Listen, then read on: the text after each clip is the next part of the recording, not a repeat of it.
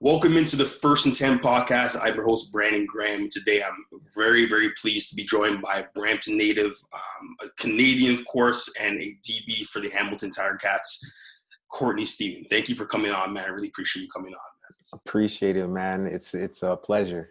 Absolutely, absolutely. So, I just getting into your football journey, and just you as more as an athlete. As you said in the interview before, you said, "I'm not a football player. I'm someone that plays football. I'm just someone that plays football. I have much more, to give. Of course, in this league, you're building a legacy right now to pass on to help others, of course. But first of all, I went to Brownlee Secondary School. You went to Turner Fenton. I remember playing against you and having to game plan. Literally, the entire game was just against you, number 29, number 21. But even before that, your your affinity for football, your love for football, where did that generate? Where did that inspire come? Where did it all start? First of all, Oh man, I definitely got to credit that to my older brother. He's a little bit older than me by, I want to say, maybe like 12 years or so, something around there. But anyhow, he went to high school, college, and finished his college career right around when I was starting just out as Tyke Might, like, 8, 9 years old football. So that separation of time allowed me to kind of see the whole progression of how it could go and the things that he got from playing football, as far as traveling, getting his education paid for, getting all the notoriety, opportunities to, do a lot of cool things.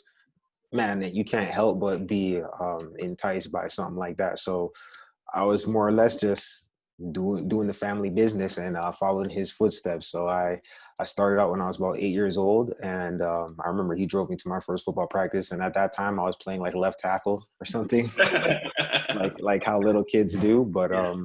yeah, man, it then that was when I was 8. That was like 22 years ago, and now we're here, man.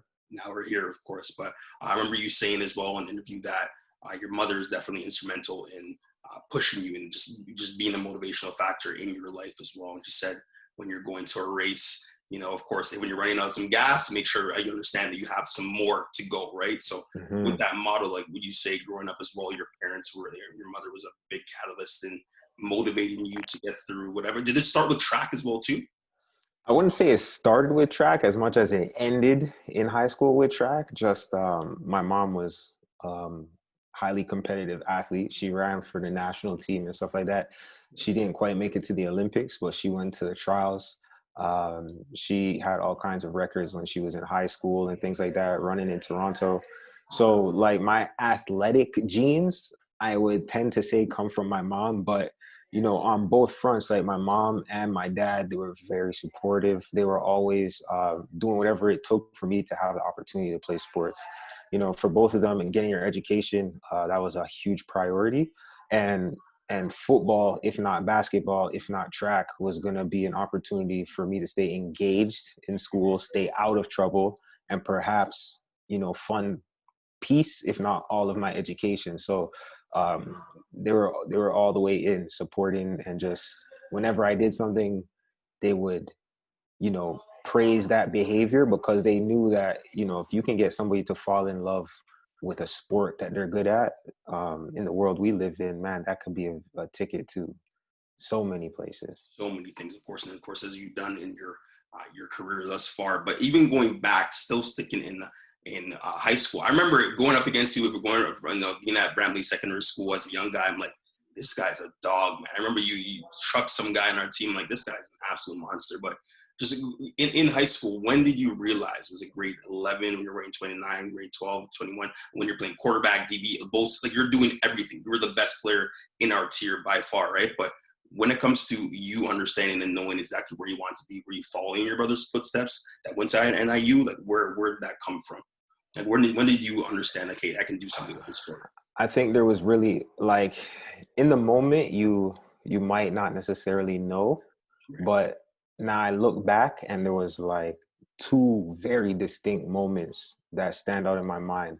The first time was I took a long break from actually playing football, because I started when I was about 8 years old, and then our team was very successful, highly competitive. Our coaches had a high standard for us. So, at the age of like 11, I'm doing 100 push-ups a day, like all that kinds of stuff. Not even, I might have been like 10 years old, and like we're working, you know what I mean? So the standard was high. But that also led to a little bit of a burnout because I felt like I was passing up on some of the freedom and just, stay out on the street, play basketball, street hockey all day. I had to go to practice, and those obligations were something that not all of my friends had. So I remember like falling back from football for a couple of summers, so when I came back from that hiatus, it wasn't until the 10th grade or the summer leading into the 10th grade. And we played the Markham Raiders in the summer. It was the first game of the season, and I was playing on the corner. And man, like I got 3 interceptions and 2 touchdowns, and from playing corner. And I just remember at that moment, like, yeah, I might be able to do this thing. Yeah. So that's when I asked my brother, I'm like, yo, give me everything. Like, tell me everything, show me the workouts, tell me what I got to do, and then we'll just go from there. And was that with the Brampton Bulldogs as well? So I played It was. Yeah. So coming as a Brampton native as well, like of course, just coming out of Brampton, of course, a lot of people have these their perceptions of the city and whatnot, and the football in the city as well.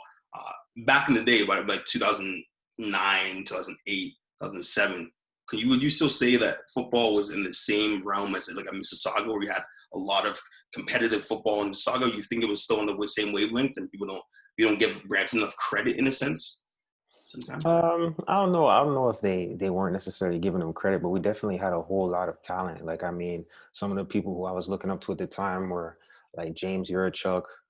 At that time, Jerome Messon was doing his thing. A guy named Jared Menchelenko, Steve Turner. There's a bunch of guys who were a little bit ahead of me who ended up doing really big things. I mean, Steve Turner ended up running the fastest 40 at the CFL Combine at that time when he was there.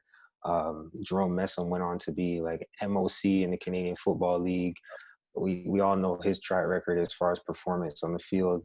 And then James Yurachuk, one of the first people who really pulled me to the side and said, like, yo, this is how you train in the off season. This is the drills you need to be doing to get your footwork right, to open your hips up, to learn how to come out of your breaks better. Like, he really brought me to this place called Chinguacousy Park, and he's like, look, you don't got cones, and just put some water bottles down on the ground, and like, boom, these are 4-cone drills. These are 5-cone drills. These are, backpedal and open, like, do these sequences. So, I mean, James went on to start an amazing clothing company that has a great mandate too. So I was around a lot of people who were on the verge of doing excellent things. So that's kind of what I knew. And I don't know if we really even cared what people rated us as, because that's part of our identity. The identity is, we know our worth, and we're here to prove it every day. And it really doesn't matter if you recognize it or not, because it's something we take pride in, like what we do and the results that we give out whenever we get a chance. So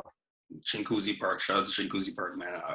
shout out. Where we grew up. But I was so excited to get into this and talk to you about this, but just now scaling it back, how have you been? Like, you did tweet out that 2020 is a catalyst for growth.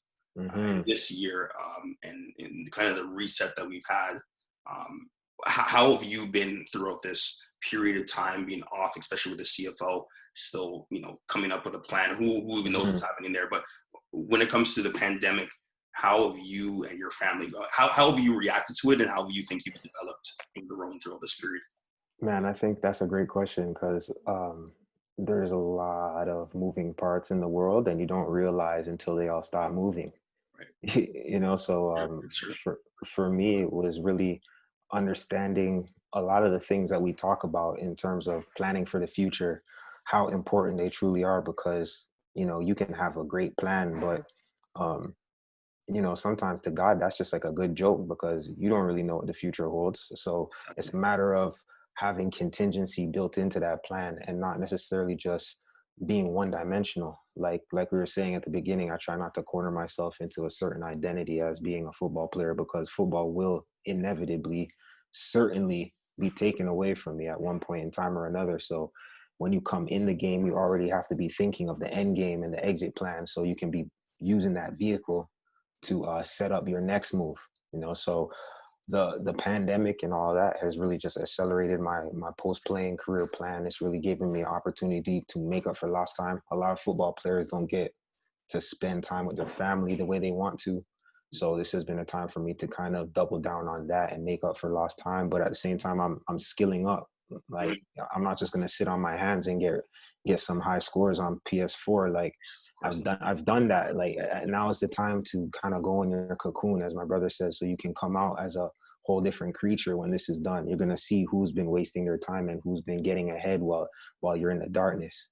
Because the greatness is built in the darkness. You don't have to be on a stage to be doing great things or investing in yourself or making gains. So I just think that 2020 has really been exposing a lot of holes in people's plan, or really validating a lot of the theories people have been working off of, whether that be saving up and having an emergency budget, or whether that be, taking the time to actually do that online course that you bought. It's really showing people what's important.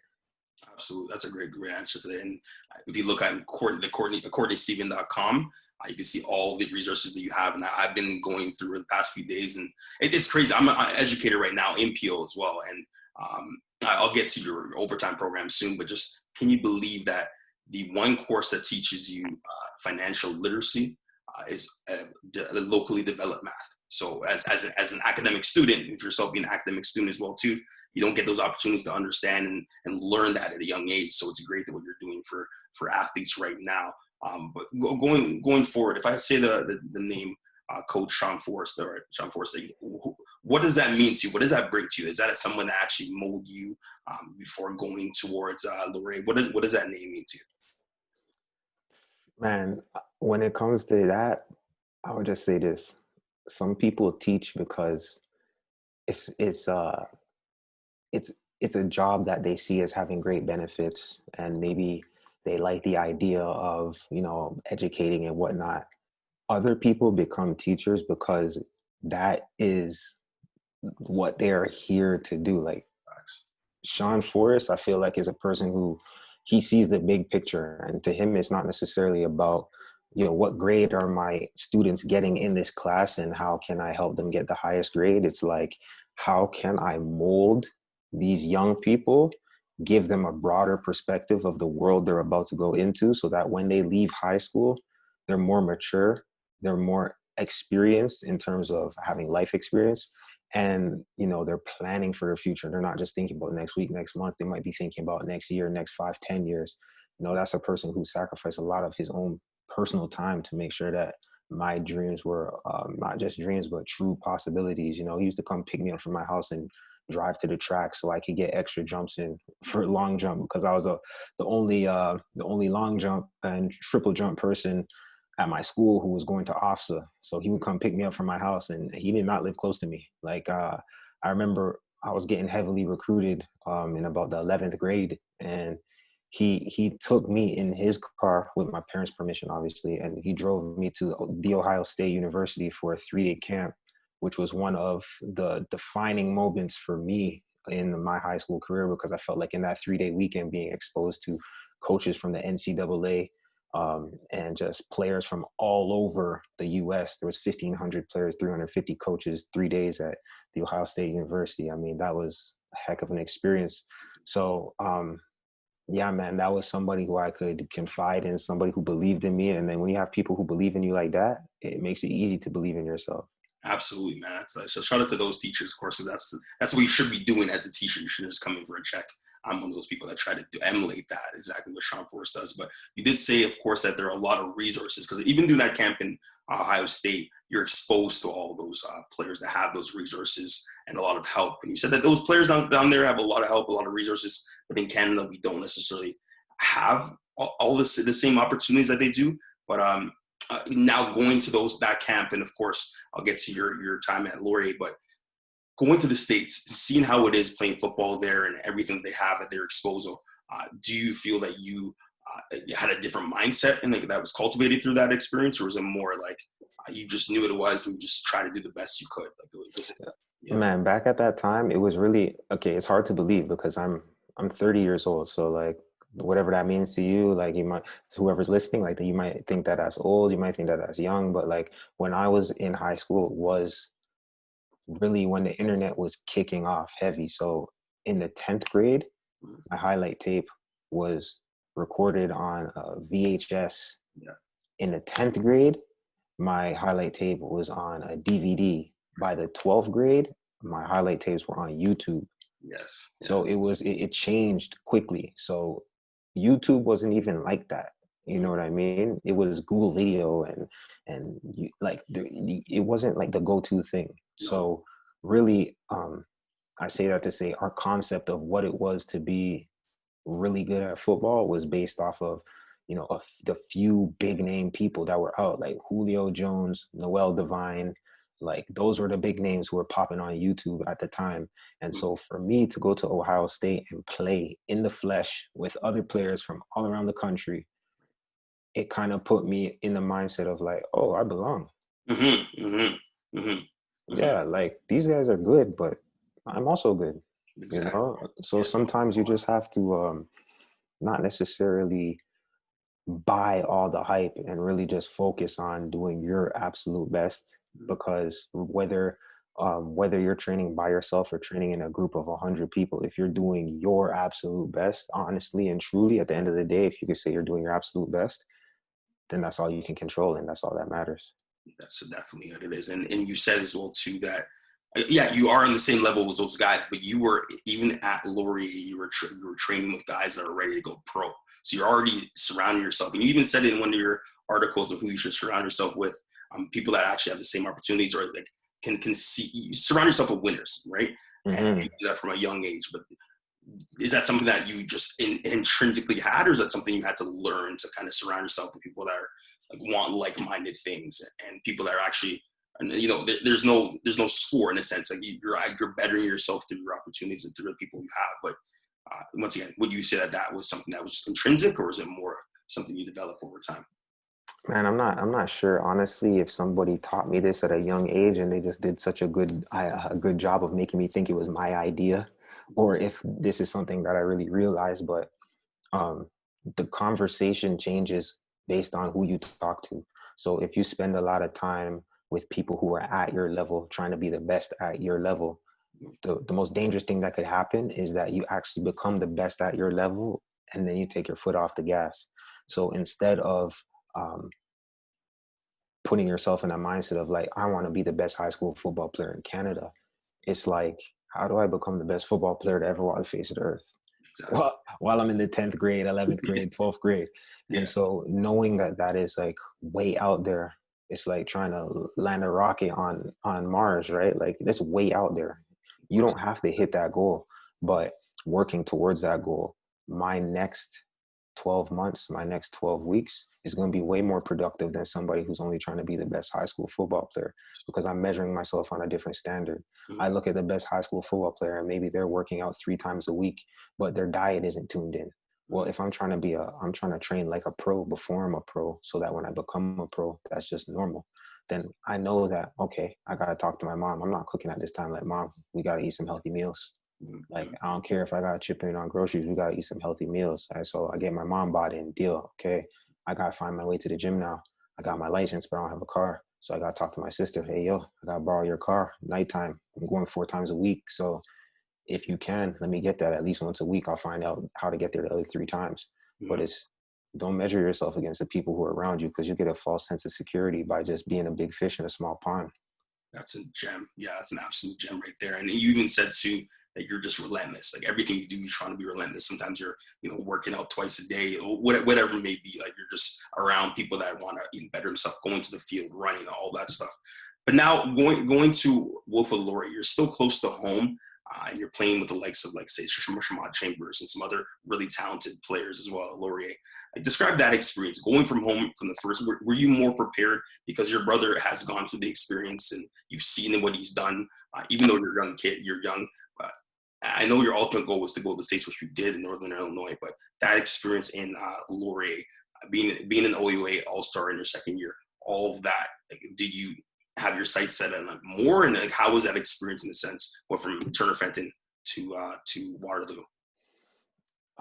You know what? I feel like there's certain times in your life where you're highly motivated, and then maybe there's times where you have these lulls, and maybe things seem overwhelming and it's too much, and your energy gets low. Um, and I say that to say, like when I was coming out of high school, I really wanted so badly to go D1. I wanted to play in, the horseshoe at Ohio State. I had all these big dreams. So when that did not necessarily pan out for me, when that didn't pan out for me, my goal was really to just make sure that I was the best that I could absolutely be in the situation that I had. So I kept that in the back of my mind in case there was a chance that I got in one of those lulls. And I felt like, man, I'm low energy, but you can't afford to be low energy when you're on a mission. The only time when you run out of energy is when you don't know why you're doing what you're doing. So if you're just running in the hamster wheel and you're not getting anywhere and you don't know why you're running in that hamster wheel, then it's going to be easy to quit. But I believe in like affirmations and speaking things into existence, and really having a clear vision for what your goals are, because when you hit them lows, when you hit them low points, that's actually going to give you the juice to do what you need to do. So when I got to Laurier, I just kept telling myself, like, you're trying to be the best ever. It Mm-hmm. doesn't matter if you actually become the best ever. Like, regardless of what happens, that's the goal. And as long as that's the goal and you remind yourself of that, and you kind of innocently believe that it's actually possible, regardless if it happens or not, like the result doesn't matter. It's the drive that matters, because in staying consistent and working hard, you're going to outdo other people. More importantly, you're going to outdo what you did yesterday. And as long as you keep stacking those days, you're going to have the best chance for success. So I think that's the mindset I took to Laurier, and being around guys who, like whether that was Shamad, whether that was, Luke Thompson, our quarterback, when I got there, whether it was, you know, Tareen Allen, who was one of the older DBs who kind of took me under his wing, whether that was, Daniel Bishop, who was just an outside linebacker from Mississauga, who I really clicked with, and he would be like, yo, you need to put an extra 25 on that squat. Like, regardless of what it was like, put yourself around people who are thinking that same way. Like, yo, let's just be great. Why not? Why Like, not? it's Saturday. Why not be great? Like, it's Monday night. Why not be great? Like, that's what you got to do. And now going towards 2010, around that time when you got a chance to see Northern Illinois University versus UCF at the Rogers Center, and getting in contact with these people, of course, from that coaching staff.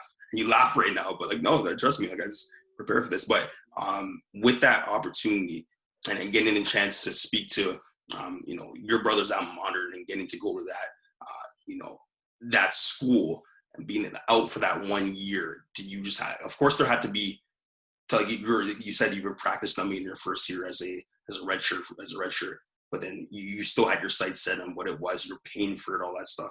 Like, how was that transition going now from Laurier to Northern Illinois, getting the chance to go to the MAC conference, go into the States?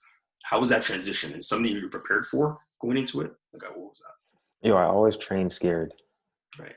I always train scared because a lot of the time I train by myself purposefully, but I train with, like, it's like I'm training in the dark.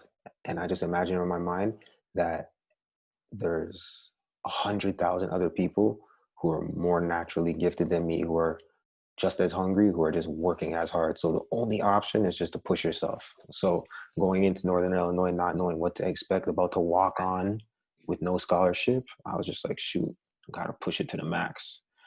So going into NIU, I was actually like pretty much in the best shape of my life. Like, I was around the same weight I was at my pro day. Like, I was running about as fast as I ran at my pro day. Like, it was a good mindset going in. But then once I got there, it was a humbling experience in that I learned one major lesson. It was, no matter how hard you push yourself or how far you go, you can always go further. And they do a great job of like breaking you all the way down to build you back up again when you're a walk on in general, but just as a college football player, like, they're going to challenge you to get outside of whatever you think you're capable of doing and do more, physically and mentally. The task is a tall one, especially when you go to a team that's like, we were top 25 team. Like, it wasn't like, Yeah. it wasn't like going to some southeastern, northern, western state college that no one heard of. Like we were playing against. We played top 5 Wisconsin in one year, with Russell Wilson. We played against Florida State. We played against a whole Man. bunch of. We played a bunch against a bunch of teams. So it was a great program. And one of the main things I learned there is just like, even when your tank is empty, like you got fumes and you can get far on those fumes if you learn how to just shut up and work. Mhm. Just shut up and work. Wow, wow. And even in there, of course, you just you said shut up and work, and that paid off with of course, going into once the coach left, the coach that recruited you to go there, obviously you have to form that relationship with the coach incoming, and you obviously telling him your situation, being from Canada, paying for doing all this stuff, and then the spring game happens. And tell Yeah, me, how did that feel when your family, actually showed up pre that game and stuff? I think it was a yeah. meeting. It Yeah. was crazy. Yeah. So there's like a spring game and you have basically like 15 practices in spring ball. And then on the last day of spring ball, it's like the big spring game. So all the boosters come, all the alumni come. It's like, red team versus black team or whatever. And I just remember walking into the Jordan Center, which is like our big team facility, and you go in the meeting room before every practice. You always have a team meeting. I go in the meeting room. I look up at the back of the room. I'm like, Mom, like, Mom. Dad, like, what y'all doing in here? And in my mind, I'm thinking, well, they probably came from the furthest because they came all the way from Canada. So the maybe the operations people were like, yeah, just come inside and take a look and see what we got going on, like, tour around because you guys never got a chance to really come see too many games or whatever. So I'm sitting there, and then I remember Coach Dorn, he was at the front. He was just like, all right, so today we got the spring game, blah, blah, blah. But before we kick it off, Courtney Stephen, I'm putting you on scholarship today. And Everyone goes crazy. I'm Yeah. like, what? I'm like, me? It was Yeah. crazy because it was like, man, like you think back to winter conditioning where you just pushing sleds, and like as that walk on, I'd be like the only guy who's in a line with 6 people, and every other line has 7 people, and I got to go first and last, Oh, like geez, yeah. just little stuff like not getting to eat with the team when you walk on, just flipping early morning workouts on game day because you're not going to play, like all that kind of stuff, like pulling a 4.0 like 4 consecutive semesters when I first got there, like all that kind of stuff. I just at that moment it just hit you like, damn it did work. The plan actually did pay off. Like putting up 20 grand US actually came back.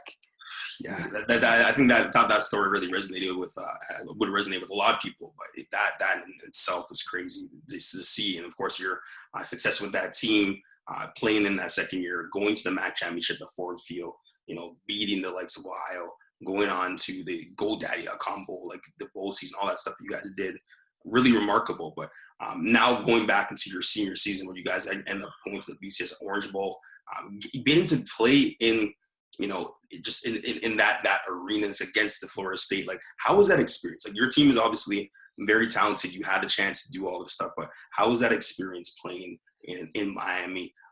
Being a BCS team and playing, being the top 15 team. Not too many Canadians can actually say that.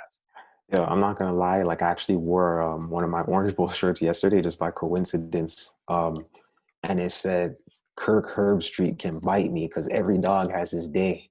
Yeah. And more or less, I just remember like when we got selected to go to the Orange Bowl, that was right before they had the playoff happen. So everybody who loves the playoff, you can thank NIU for spoiling that party and making the playoff a thing because they didn't want to see the little guys in there. You know what I mean? They want the teams who are gonna bring in, X amount of dollars worth of fans and whatever. But for us, it was just like one of those Cinderella stories, man. We believed in ourselves. We played our schedule the way we were supposed to. And I mean, I think we ended up ranked like 11 or 12th, 13th or something like that. So when we were there, we were all confident. We had the Heisman candidate, on our team. Like we were rolling teams. But I will say this, like they had Ronnie Lott come and talk to us at one point in time. Ronnie Lott, if anybody doesn't know, he's like a Hall of Fame um, Safety. Yeah. Hall of Fame safety, hard-nosed player. And his son actually went to NIU, wasn't a football player, it was just a student. And what Ronnie said was like, it sounded weird, but he was like, just when you step out on the field, just take a deep breath and remember the smell. Because it's like, there's nothing like game day. You Mhm. know, they got damn corn cooking, they got barbecue going, the band playing, like the turf just smelled a certain way. So I just remember being on that field. You know, you go for a warm up and there's already 20,000 people there for when you're warming up 2 hours before the game. I remember when kickoff was about to happen, they're doing the national anthem and they had that mascot, that guy, he rides this horse Yeah. and he has his spear and the spear is like on fire and they pull up in front of our bench and he like goes back on the horse and like throws the spear in the ground. And in that moment, I just remember like I was not on the team. I was just a fan. Right. I was just completely a fan. I'm like, man, we're in South Beach, Florida, in Sun Life Stadium where the Dolphins play, about to go up against one of the most storied teams in college football history. And this dude just threw a flaming spear into the ground. Right. Like, I'm gonna tell my son about this one day. You know? You're gonna have to. Yeah. Yeah. And I think that's one thing for athletes, like, you know, we spend so much time working hard and working towards all these goals that like we barely ever step back and look at how far we've come or look at the opportunities we have. Like, when are you ever going to be in front of 72,000 people with them all waiting for you to Mhm. entertain them, you know? So that was a moment where I truly can say that like I soaked it all in. You Mhm. know, I stepped back and like had that out of body experience to be like, maybe this isn't like the pinnacle of life, but don't take this for granted. Mhm. Don't take this for granted. Like, breathe this in, you earned this. Like, the seat at the table was not free. You Right. paid for this many years, and just embrace the opportunity. Sacrifice, resilience, and being relentless, of course, is the motto, the forefront of that. But going back to your 4.0 GPA in that year, education has always been the forefront. Do you think were your parents really pushing for that, or is it more so, hey, I'm a player, I'm a guy, I'm a student athlete that needs to do well in class, of course, for my coach to get attention, for all this to get attention, and I'm going to pass this forward to my son as well too. Like, has education always been a major catalyst, if you like to say, in your life and pushing for? I mean, it was always important for my parents for me to get my education, but like if I was going to tell you I was a good student all the time, like that'd be a straight lie. Like in high school, I was not like a straight A student or anything like that. I was in a gifted program, but to me, that kind of almost ended up backfiring because all my courses were just harder. so yeah, that was challenging, man. I just remember like my football coach, Sean Forrest. I Mhm. remember in the summer one time he's like, hey man, you got 65 in English, you're not going to be able to play college football with 65. I signed you back up for English again when I went back to school. I'm like, what are you doing? He's like, this is what you need to do. So I think the opportunity to go to university um, really taught me like, okay, this is the first start. You're starting off at ground zero. You got opportunity to be whoever you want to be. Right.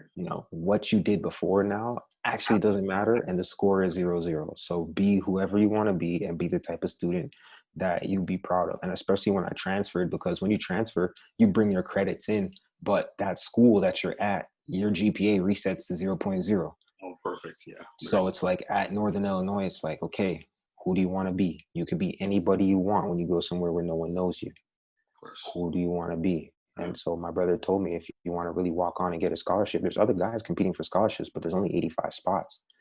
So most of those guys are going to be handpicked. Right. And especially if you got a coach in there who just got here, he's going to bring in his guys.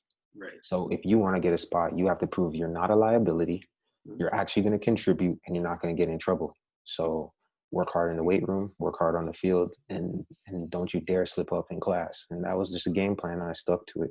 That's awesome that you had a brother that can actually just give you that advice going through your journey as well too. I want to go because, of course, as a PO educator, just an advocate for helping others as well as as you've done your entire career, because you say this life is short and you want to, of course, help people with your program, overtime program, and helping, educating students through sport. Can you speak a little bit to that program and how it's grown and how it's continuing to grow, especially when you're coming back to the Hamilton area right now? Yeah, so we talked about my journey and whatnot from high school to Laurier to Northern Illinois, then getting drafted and, playing in the CFL. So I've been everywhere from, the Army Academy in West Point, New York, to South Beach in Florida. I've played in Vancouver. I played in Montreal.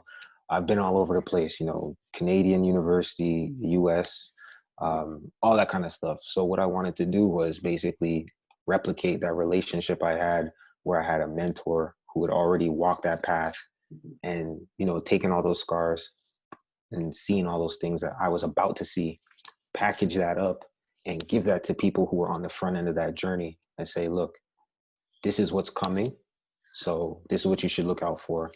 And if you want to get it there, this is one of the best paths that you can take to get there. And that's going to be training your body physically, learning the correct habits to have while you're in school so that you can maximize your educational opportunities, and then building the leadership, social, and career skills you need to leverage that network you're going to develop during your career, after your career. So that's what we did, man. We just built a program that was built around complete mentorship and putting the medicine in the candy, whereas they think they're just coming here to become better athletes, but they're becoming better people first, and then better students. And by the way, you're going to learn how to backpedal brake like a champion. Perfect. There we go. I got that. And it's funny. I have so much to talk to you about, but I do want to talk to you about being in Hamilton with Coach O in that system that you're already, familiar with in the sense, right? Now you have this opportunity being in Hamilton. You're at Calgary, now you're back. Just like being in the Hamilton area, a lot of being in that donut field, the Tim Hortons field, people from Toronto, everyone knows that, actually follows the CFL. Probably the best fan base or following in all of CFL.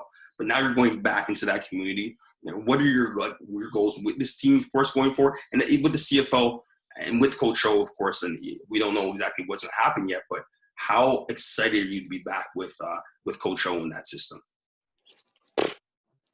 Man, excited for sure. Like, the thing about Coach O is, like, he played the game for so long that he knows what it's like to be in your seat.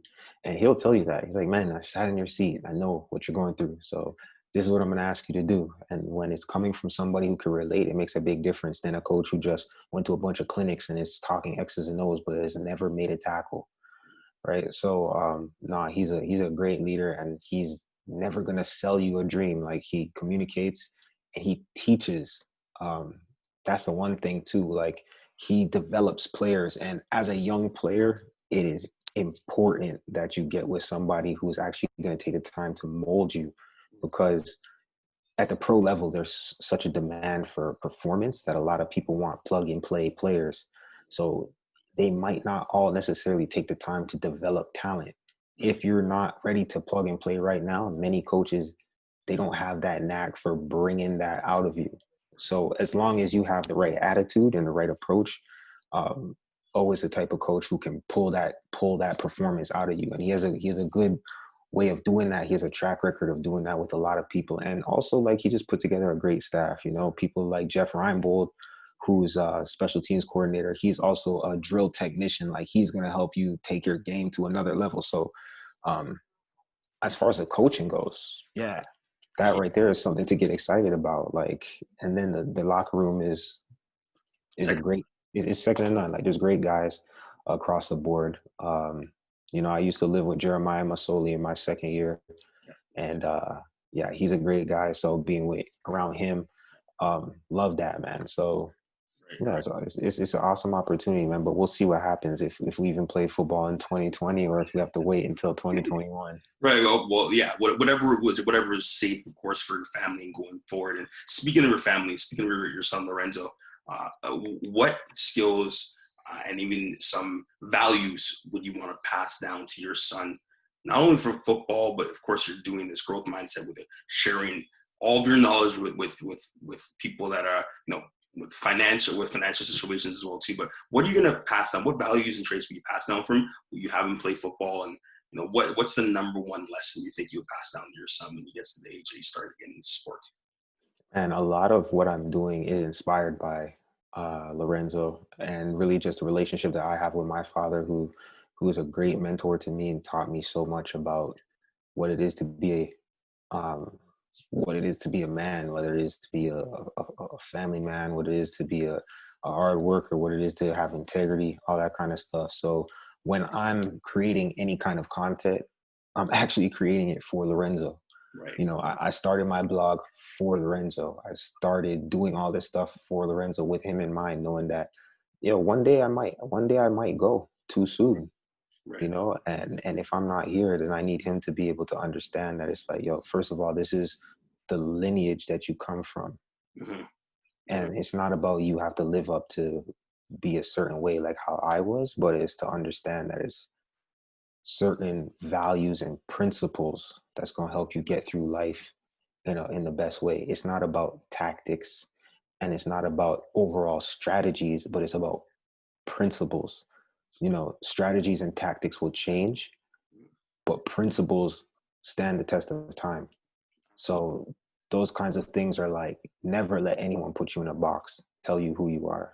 Mm-hmm. Because one day you can look at me and say, yeah, that guy is one of the best defensive backs that ever played at Wilfred Laurier.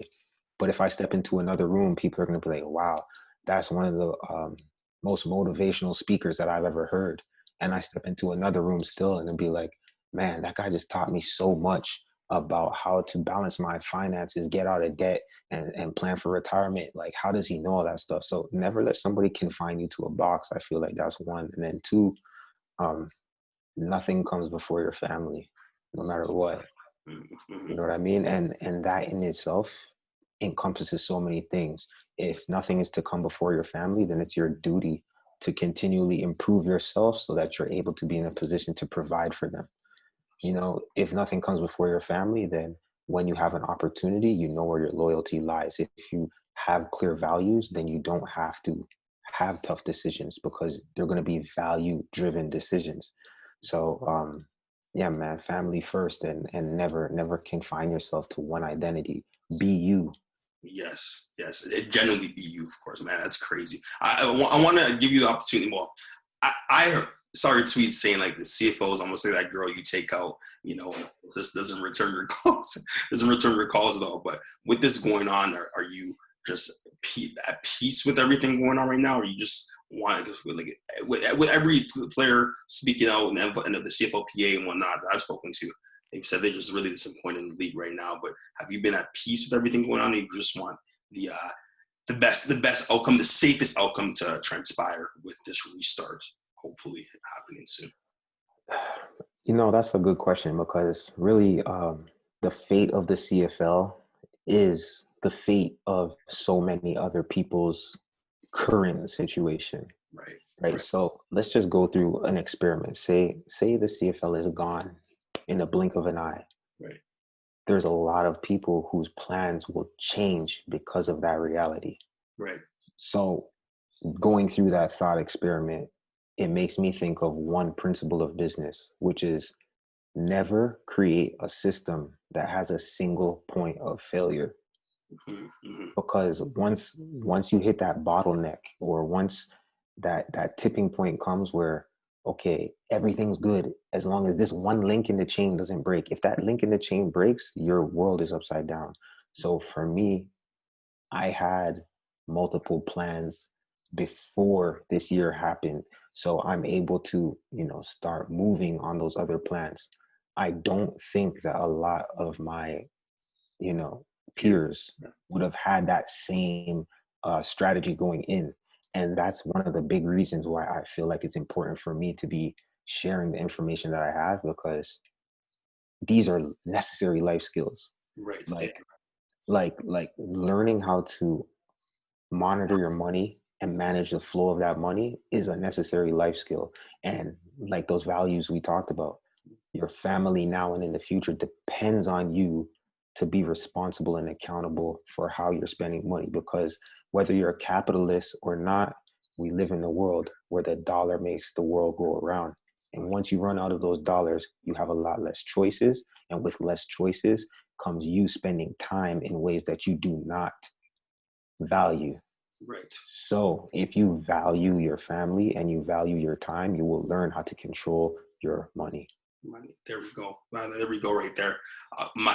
Not only thank you, Lorenzo, because not only for, your son, but for myself, for other people too, they're learning a lot. I'm learning a lot from what you're putting out as well too.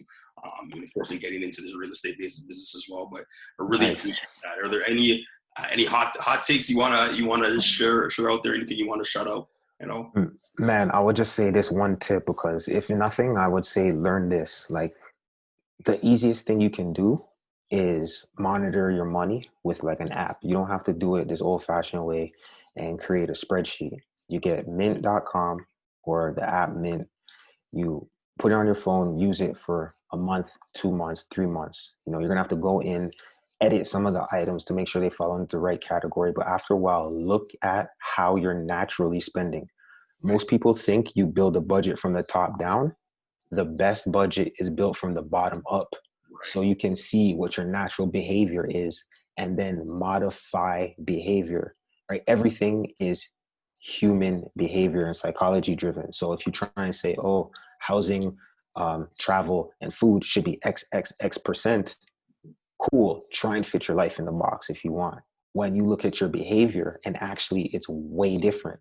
So instead of trying to make huge adjustments to fit in this so-called box that some, leader or thought leader told you your life should fit in this box, they don't know your life. Look at your own life. Mm-hmm. See how you're spending. Bring awareness to the fact that, oh, actually, I'm still signed up for Hulu and I don't even use Hulu, right? Or whatever it may be.